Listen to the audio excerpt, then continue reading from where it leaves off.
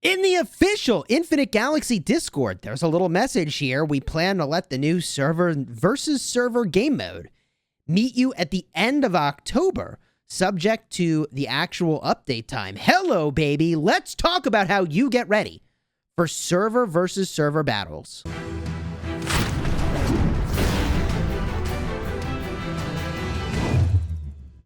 Hello, my friends, and welcome back. I'm Chisgule Gaming, and this video is sponsored by the makers of Infinite Galaxy. And I want to talk about this announcement in the official Infinite Galaxy Discord server, which has a really juicy tidbit about server versus server, because although I am really hyped about the Alliance Battlegrounds that we've been doing, which are very, very fun, I also think that the next level for this game is getting a true server versus server experience. So first of all, let's talk about what's here. Then I'm going to talk about what that could look like in Infinite Galaxy.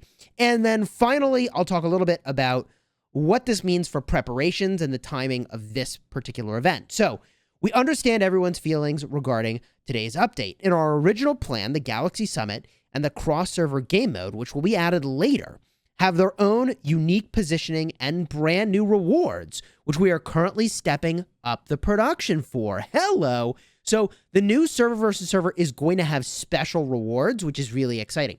That could be special flagships. That could be special crew. That could be, special outfitting. There's a lot that could be in a server versus server special reward. Now, we plan to have the new server versus server game mode meet you at the end of October, subject to the actual time. Now, what they're saying there is like, look, it's software development. This just takes time. It's very complicated to know exactly when we will be done. They think it's end of October. That's Halloween time frame.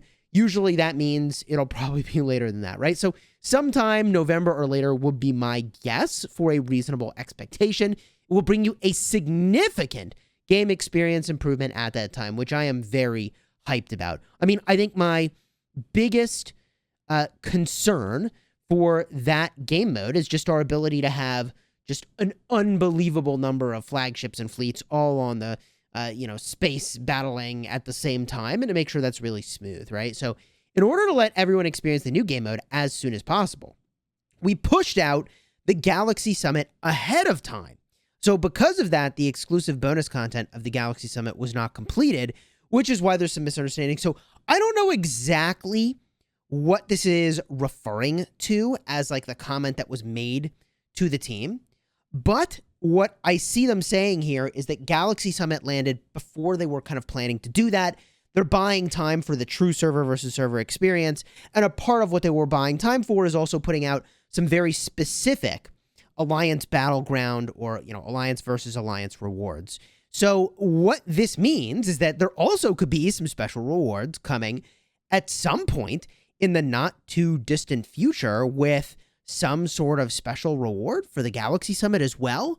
I think that is also very, very hype. But let's jump in-game real quick and let me give you some predictions for what server versus server could even be. Okay, here we are in-game looking at the Nebula view, and that's for a reason. The way that I've seen other games typically do this is that you have a map similar to what your Nebula might look like, and then you battle for territory, and I think we could potentially be battling toward the middle. So, as an example, you could have each nebula start in a different region, okay? And then the gates that kind of connect those regions could open up in sequence using the galaxy's course, just like we have here. There's a nebula course. We could have something like that for a server versus server. This could be a multi-server event. This could be one server versus another server. There's a lot of complexity that could be in this. And that could mean that either if depending on how they do this, you have a bunch of zones leading up to a final major confrontation in the final zone where the richest resources are and the best buffs are on all the different planets. That could be a thing that they do, and you have to claim territory like you do today. And it's basically like the experience of starting in a new nebula, except, you've got your super built-up account, which is very, very, very, very fun as an experience if they were to go that route. This is just one idea. And again, the way they would potentially distribute those passes, those gates connecting different zones, would be very, very important for how that whole experience will play out. That would lean into the idea that there's multiple alliances that all play together in the same nebula and sort of team, which I think also is really important. And they've made this distinction about server versus server and alliance versus alliance. So I think there's definitely some value to having a unified nebula like how we have here in Nebula 13. We've got 4 main alliances and a ton of alliances that kind of feed in and also support the main alliances in the center. We have CHS, CHR, SS4, and CHA. And I mentioned that just because we've designed this nebula to bring migration in. So if migration is a thing at some point, we can be just really ready to bring a ton of players in here and grow the nebula substantially. Now, the funny thing about that is directly at odds with what is meta right now, what is most efficient right now, which is to make the single biggest, baddest, strongest alliance in your nebula possible for the Galaxy Summit, where you go and you smash people and try to get as many wins as you possibly can.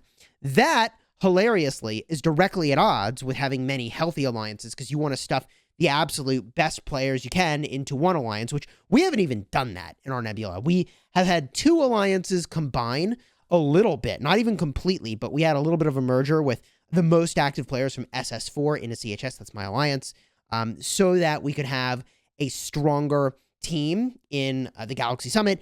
And we boosted our power by about $1 billion for having that merger take place. So we went from like 2.6 to 3.6 billion. I think really have elevated subsequently our ability to do well in that game mode, which, as it turns out, is likely to be a draw to bring people into the nebula, if that even becomes a thing.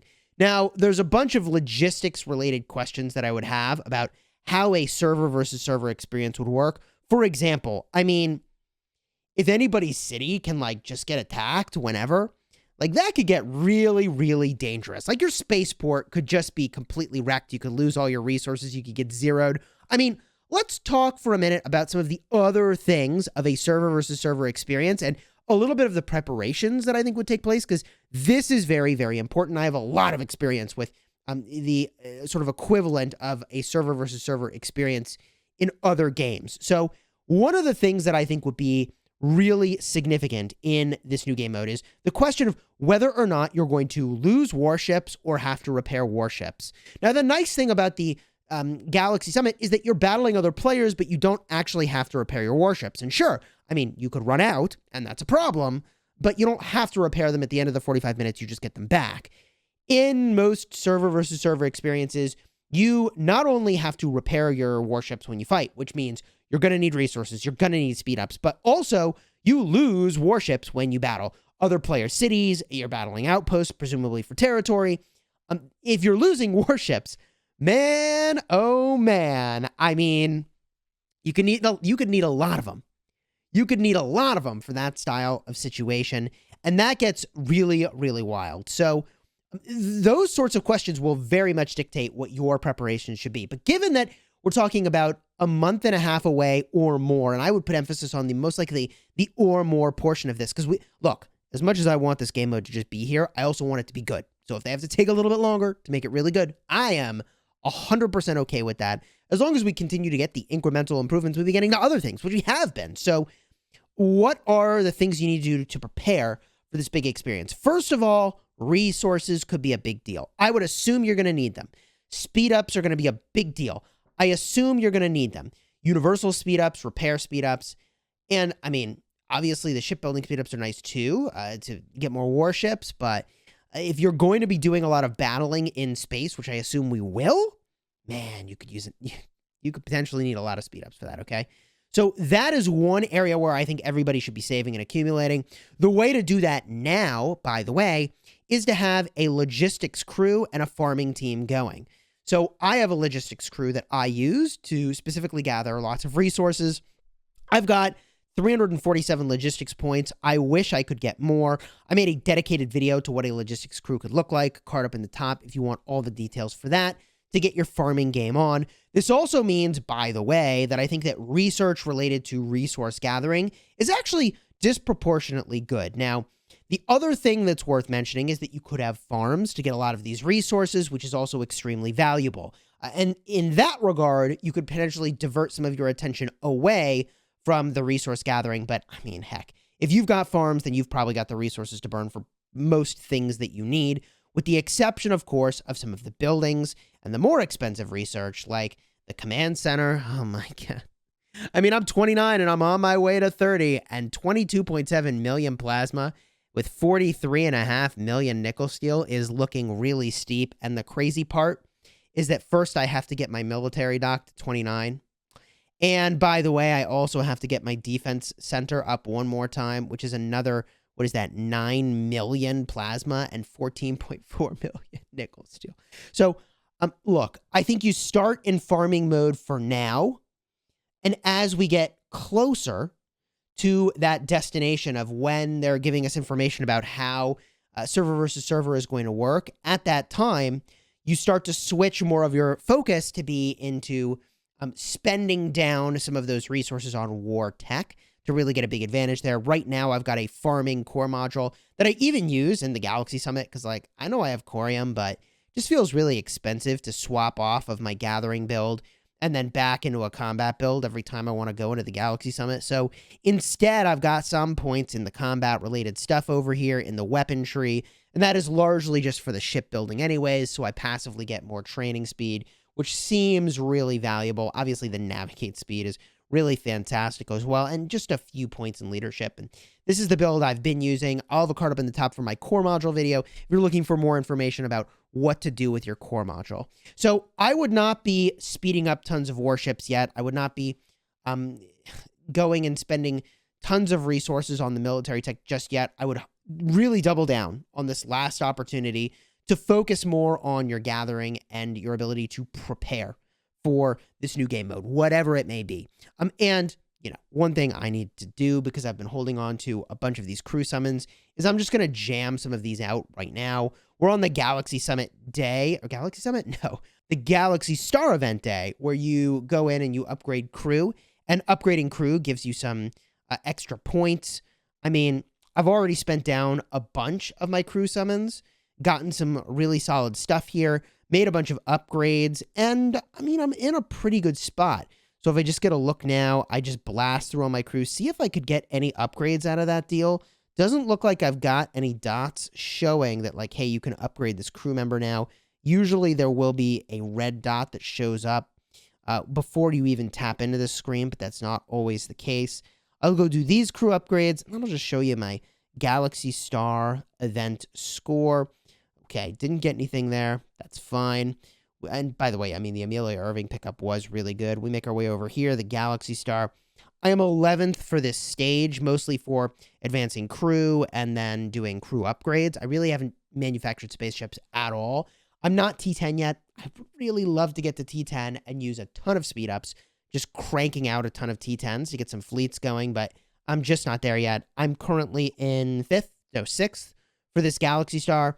Maybe I'll push up a little more before the end of things in the final phases here, but, you know, I am very hyped for this flagship, the Titan, and I would like to work on that as a replacement for the Orion in my Artemis-Orion combo. I've talked a lot about flagships, however, in other videos, and I think those preparations for flagships are all going to be super, super relevant for battling in a server versus server event. I'll have a card up in the top for that final recommendation for videos there. You just tap the little info button at the top, and you can see what I think some of the best flagship pairings are for now.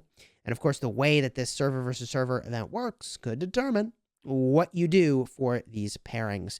If you enjoyed this video or found it helpful, I'm just kind of working off of the information we all got in the official Infinite Galaxy Discord, okay? And there's not that much information in there, but I am pretty hyped for the possibility of a, you know, server versus server event coming in the October timeframe, more likely, I think, November and beyond. And I am really hyped for whatever that unique reward could be. Primarily would be around a special flagship or a special crew member. I think those, or special outfitting. Those would be my biggest guesses for what we might get. Like a mythic tier outfitting would be the way they would potentially do that. Or, I mean, I don't know. If we're talking about a a crew member. Like, they don't even have to be mythic tier. They could just be like legendary, or it could be a legendary flagship. Like, it doesn't have to be a tier above everything else. It could just be unique, and I think that would be good enough. But again, if you enjoyed this, throw a like on here, consider subscribing, leave a comment down below with your predictions will be for what this could become. And until next time, you have fun getting ready for server versus server. Don't smash your Nebula too much, all right? Take care, everybody.